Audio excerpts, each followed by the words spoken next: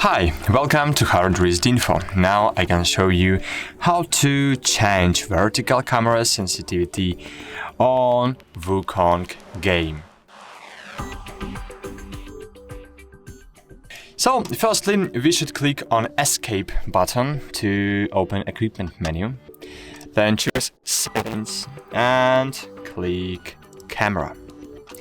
And here, as you can see, we have two blocks for controller and for mouse. And if you use mouse to play, so you should choose, you should change your invert horizontal camera here option. And if you use controller, so you should make changes here.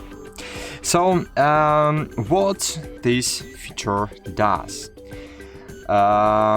So the setting adjusts how quickly the camera moves horizontally, so left or right. When you move the, for example, right stick on controller, or in the case of mouse, as I said, left to right, a higher sensitivity will cause the camera to pan more quickly with less stick or mouse movement. So, which is helpful for, I don't know, for fast-paced gameplay or players who prefer quicker responses times, or for players who have less space for mouse movement, for example.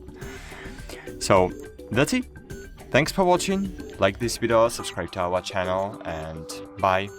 See you.